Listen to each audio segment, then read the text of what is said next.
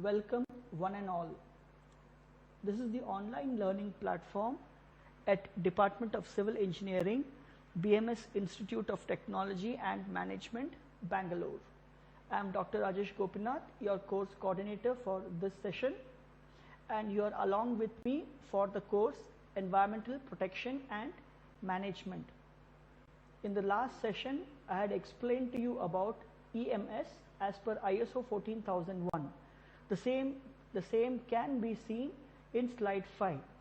In today's presentation, with respect to slide 6, I shall be explaining to you the various benefits of implementing EMS in an organization. Also, I shall be listing out the barriers towards implementation of EMS in any organization. Further, I shall be summarizing the benefits and barriers before listing the various references for your kind perusal. With this information, let us start today's session.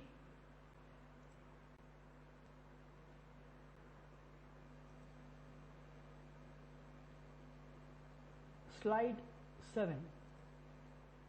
By now you are all aware that environmental management systems are basically designed to identify, assess and reduce environmental impacts with respect to any organization or enterprise or firm.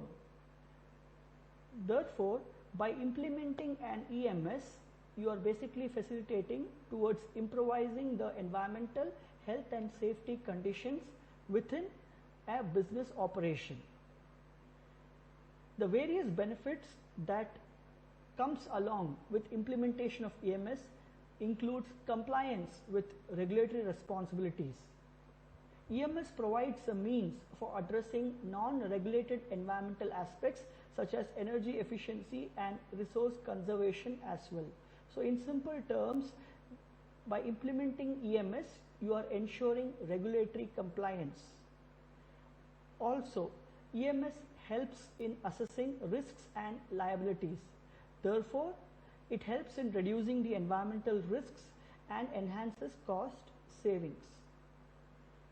A well-efficient EMS in an organization can increase the operating efficiency.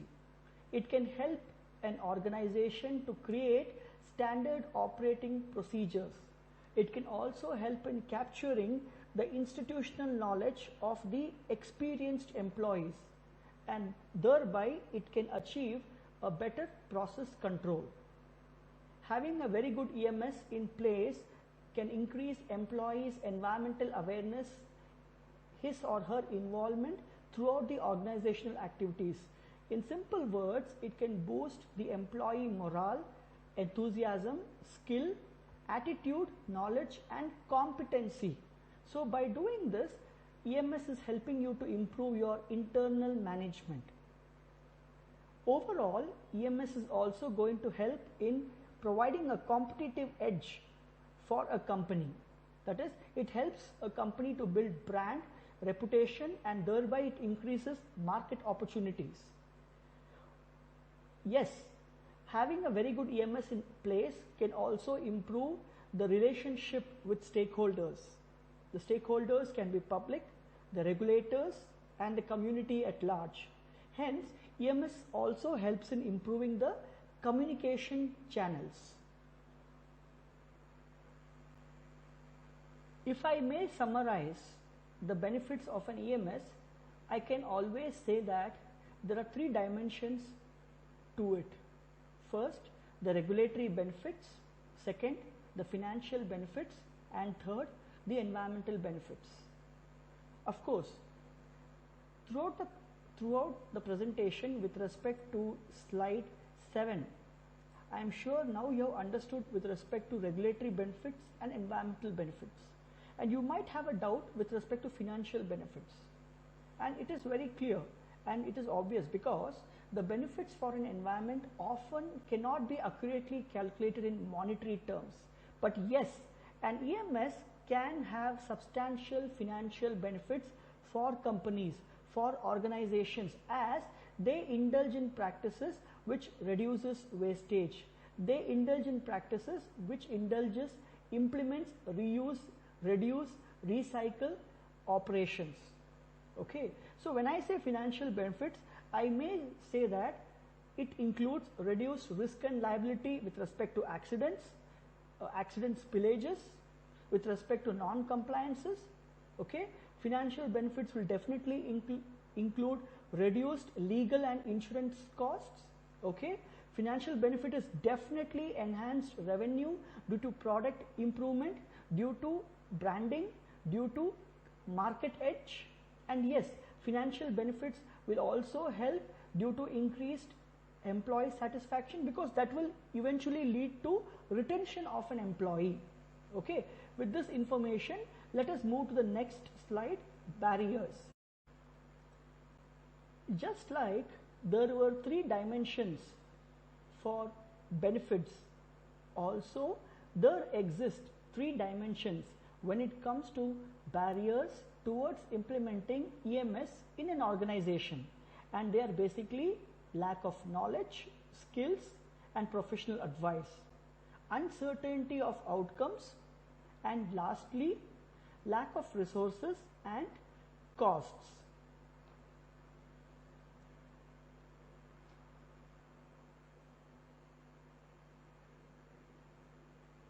Though there are several barriers, the major barrier is usually the bureaucratic work and the cost which is associated with the certification process, the lack of time, and most probably the difficulty of dealing with environmental aspects and with EMS itself. Okay, now as you can see on the slide, there is also costs which are involved with respect to EMS implementation. What are these costs? You can see 4 costs listed on your screen. Okay, namely an investment of internal resources, which also includes employee time. Okay, then the cost which is related with respect to training of your personnel. All right. Thirdly, the cost which is associated with hiring consultants, that is if required. And lastly, the cost which is involved for technical resources for analyzing environmental impacts and improvement options. Okay. Now, cost can be of 2 types. It can be a direct cost and it could also be a indirect cost. Interestingly, when you compare the direct cost and the indirect cost with respect to the finance, okay, the direct finance cost was never a concern with respect to implementing an EMS. That is, it was never a major barrier. Rather, it was the indirect cost such as amount of time or lack of human resources or lack of technical expertise, which was a major barrier for implementing EMS in an enterprise. In fact, the smaller the enterprise is, the higher the probability that the organization will not be able to implement the EMS, because it depends only on the internal expertise. Okay. Now with this information, let us move on to the next slide. Slide number 9. Here we shall discuss barriers from 2 perspectives, internal barriers and external barriers. As you can see in the slide 9, I have listed them briefly for you. What is important for us to understand is what these barriers contain. For instance, when you're talking about lack of resources, we are basically talking about lack of time, cost constraints, lack of expertise, lack of knowledge, lack of specialists, especially in environmental issues. Okay.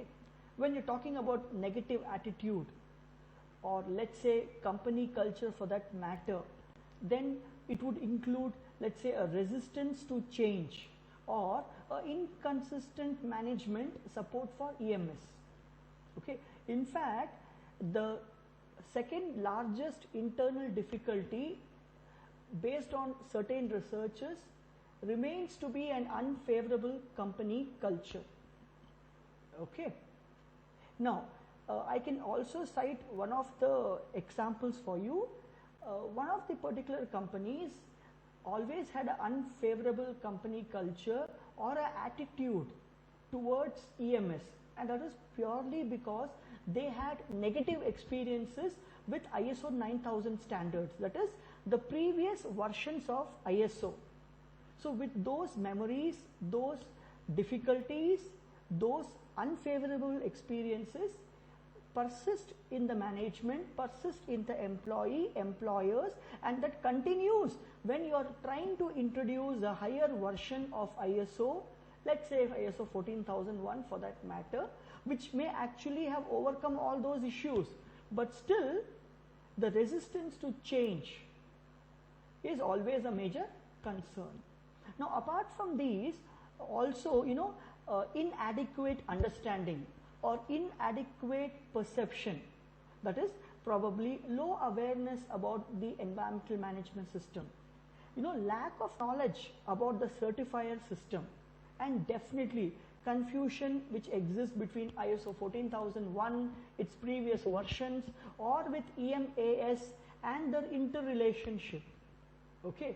Now apart from these internal barriers, one of the major barrier is with respect to the implementation, that is problems associated with implementation of EMS, that is the difficulty which is dealt with environmental aspects, that is how do you go about evaluating impacts, how do you go about determining impacts, okay, the difficulty with respect to uncertainty, okay, how can a person or a company continue to maintain continual improvement, okay. Now especially when it comes to the stages of implementation, the most significant problems happen during the initial environmental review, during the definition of objectives and programs, okay, and also in part this is because of difficulty of understanding, interpreting and applying EMS standards. Please note, it does require sometimes a technical knowledge of environmental issues also, okay. Now when it comes to implementation, difficulties can also be there when you're trying to define your environmental policy, when you're trying to define your environmental programs, and this can definitely happen if there is a lack of environmental culture in the organization, if there is a lack of environmentally friendly practices in the organization. All right. So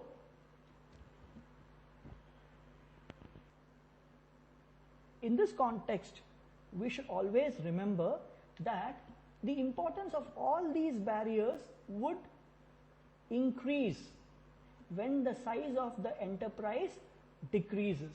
That is, to reiterate as cited before, smaller the company, impact of barriers for implementing of EMS will be larger. Having understood about internal barriers, its significance, now let me explain to you about the external barriers. As you can see on the screen in slide 9, I have listed few of the external barriers for your kind information. But what we need to understand is, with the information that how internal barriers can play a major role in impacting implementation of EMS, let me tell you that when it comes to large companies where more resources are available, in these cases actually external barriers are more important than the internal ones. For instance, the economic aspects, or let us say the complexity of the procedure for obtaining certification, okay, or let us say the amount of paperwork required. Bigger the company, more would be the paperwork required. So all these definitely plays a significant role in implementation of a EMS, and most probably it also plays a significant role in choosing the certifier. So what are these external barriers? Say the certifier's difficulties, such as the degree of difficulty in obtaining certification and definitely the associated cost, that could be probably the amount of documentation or with respect to the bureaucracy. Okay, now the economic aspects, that is, say for example, the uncertainty of the value of a EMS in the market or insufficient benefits and drivers. Moving on, lack of support and guidance, that is, if the company lacks specific implementation tools, all right, then that also would be a barrier for implementing EMS. Now moving on, let us discuss more important external barriers. For example, institutional weakness, say lack of promotion of EMS within the organization, or lack of financial support, or most importantly, lack of a legislative framework.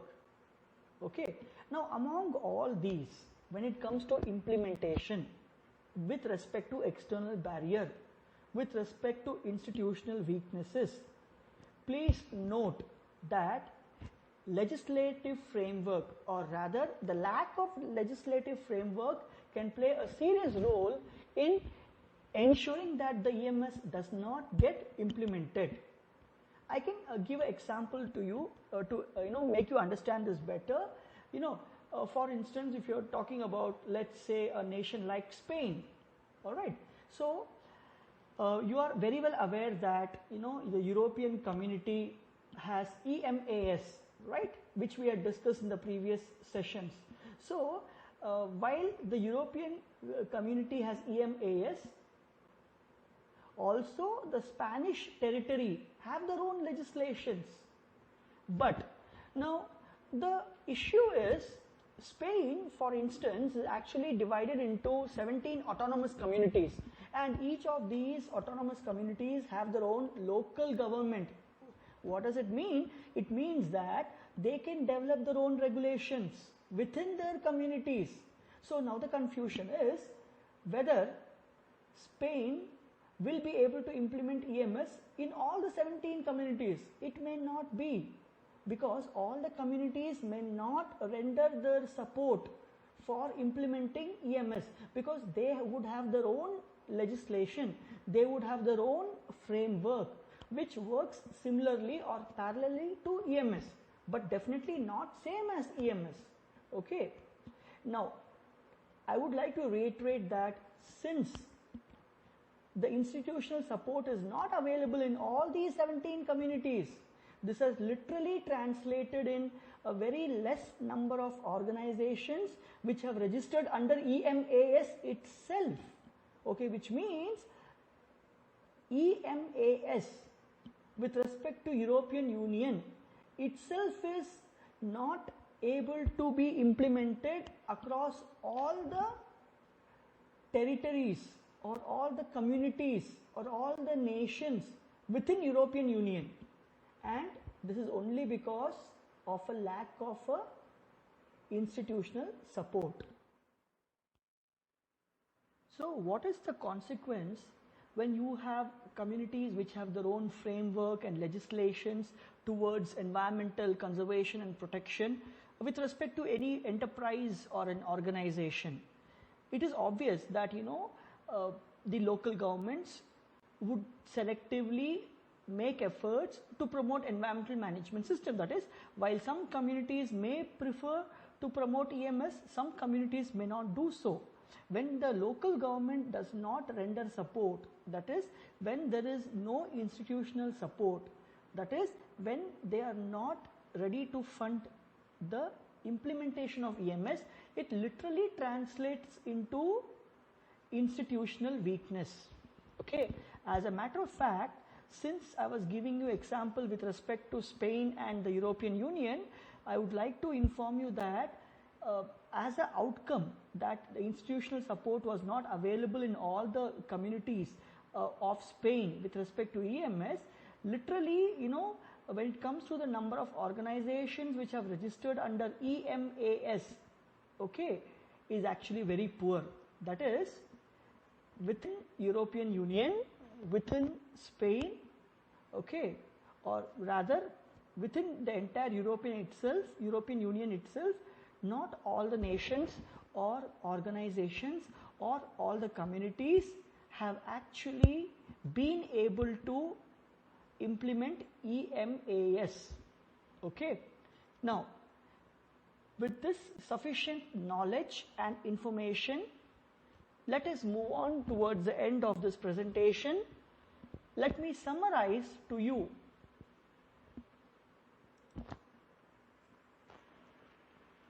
the benefits and the barriers with respect to environmental management system implementation in any organization or business enterprise. So, you are now aware that there are three-dimensional benefits when it comes to EMS: regulatory benefit, financial benefit, environmental benefit.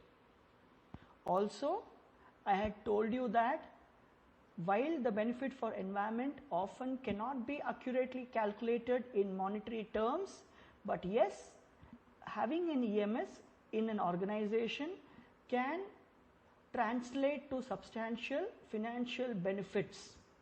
Okay. Now, moving ahead, we also are aware that there are three-dimensional barriers when it comes to your EMS: lack of knowledge, skills, and expertise, uncertainty of the outcomes. That is, you're not able to predict what would be the outcome if EMS is implemented. And thirdly and lastly, lack of resources and cost. Okay. You have also understood that when it comes to the internal barriers and external barriers, it is the internal barriers which are more significant in impeding easy implementation of EMS than the external ones. Okay. And among these internal barriers, the most important barrier was the lack of human resources, and most importantly, the attitude or the negative company culture which impeded the implementation of EMS. Okay.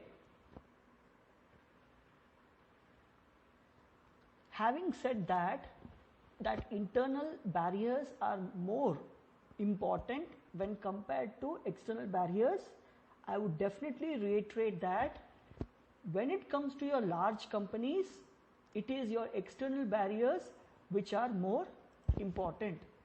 Yes, also all of you would remember that I have several times reiterated that the task of implementing an EMS will be tougher if the company is smaller. Okay. Now, when it comes to small and medium-sized enterprises, okay, the cost and certain other barriers which are usually associated with maintenance of the certification process can also become prohibitive. Okay. Now, moving further, the major negative impact, that is with respect to maintaining a EMS, that is with respect to maintenance of a certification process, is usually the increase of the administrative bureaucracy. Okay. Now, this can also be followed by a lack of customer approval or recognition of the standard itself. That is, as I told you in the previous examples, if you had faith in ISO 9000 and if it has let you down, then you will have a difficult time in trusting ISO 14001, as in whether it will give you or provide you with the desired compliance or not. Alright. Let us now move on to slide 11, where I have listed the various references, the various materials that I have gone through for preparing this presentation. I would request all of you to as well go through them and enhance your knowledge. Slide 12 depicts the topic for the next presentation. In the next class, we shall be discussing about continual improvement and pollution prevention. This is Dr. Rajesh Gopinath signing off. Thank you for your kind attention. Godspeed.